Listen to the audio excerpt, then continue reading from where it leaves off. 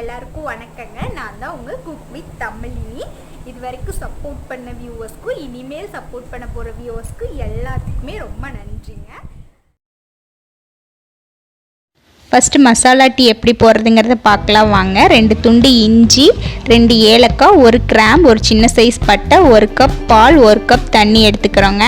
தண்ணியை நல்லா லைட்டாக கொதிச்சுட்டு இருக்கும்போது நல்லா தட்டி வச்சுருந்த இஞ்சியும் ஏலக்காயும் போட்டுட்டு பட்டை கிராம்பு இது 4ஐயும் போட்டு நல்லா கொதிக்க விடுறேங்க. கொதிக்கும் போது தான் அதோட ஃப்ளேவர் நல்லா உள்ளே இறங்குங்க.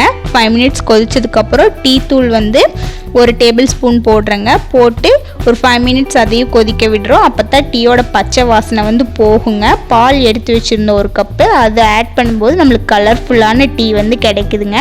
அதை நல்லா மிக்ஸ் பண்ணி ஒரு டைம் கொதிக்க விடுறோம். கொதிச்சதுக்கப்புறம் 2 டேபிள் ஸ்பூன் சர்க்கரை ஆட் பண்ணிவிட்டு அதையும் நல்லா கொதிக்க விட்டுட்டு நல்லா மிக்ஸ் பண்ணிவிட்டு நம்ம ஸ்டவ்வை ஆஃப் பண்ணிடுறோங்க. நம்மளுக்கு சுவையான மசாலா டீ ரெடி.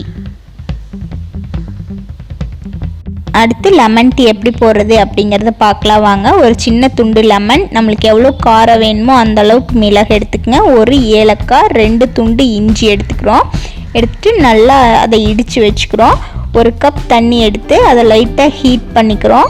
நல்லா லைட்டாக ஹீட் பண்ணதுக்கப்புறம் நம்ம இடித்து வச்சுருந்த திங்ஸை உள்ளே போட்டு நம்ம நல்லா கொதிக்க விடுறோம். ஒரு 5 மினிட்ஸுக்கு பக்கம் கொதிக்க விடுறோம். அந்தளவுக்கு கொதிக்க விட்டால் தான் அதோட ஃப்ளேவர்லாம் உள்ளே இறங்கி ஒரு வாசனை வருங்க. நல்லா வாசனை வந்ததுக்கப்புறம் ஒரு 1/2 டேபிள் ஸ்பூன் டீ தூள் போடுறோம். அதிகமாக டீ தூள் போட்டால் கசக்குங்க, அதனால் 1/2 டேபிள் ஸ்பூன் போதும். போட்டுட்டு நல்லா கொதிச்சதுக்கப்புறம் நம்மளுக்கு அந்த ஒரு வாசனை வந்ததுக்கப்புறம் நம்ம 2 டேபிள் ஸ்பூன் சர்க்கரை எடுத்து ஆட் பண்ணிக்கிறோம். ஆட் பண்ணி அதையும் நல்லா கொதிச்சதுக்கப்புறம் இப்போ டீயை நல்லா வடிகட்டி நம்ம ஒரு டம்ளரில் எடுத்துக்கிறோங்க. எடுத்துகிட்டு நம்ம ஆல்ரெடி கட் பண்ணி வச்சுருந்த ஒரு 1/2 லெமன் இருக்கும், ஒரு சின்ன துண்டு லெமன். அந்த லெமனை அது மேலே லைட்டாக புழிஞ்சு விட்டால் நம்மளுக்கு சுவையான லெமன் டீ நம்மளுக்கு ரெடிங்க. புழிஞ்சு விடும்போது நம்மளுக்கு சுவையான லெமன் டீ நல்ல வாசனையோடு கிடைக்குங்க.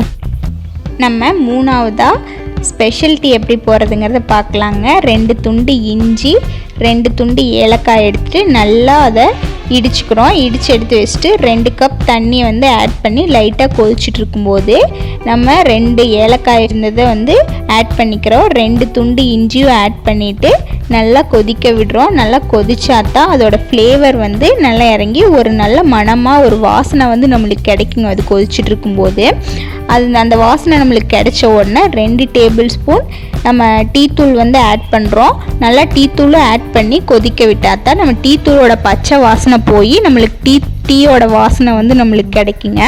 கிடைச்சதுக்கப்புறம் நம்ம பால் ஆல்ரெடி எடுத்து வச்சுருந்தேன். அந்த பால் 1 கப்பாட் இருக்கும். அதை எடுத்து ஆட் பண்ணிக்கிறோம்.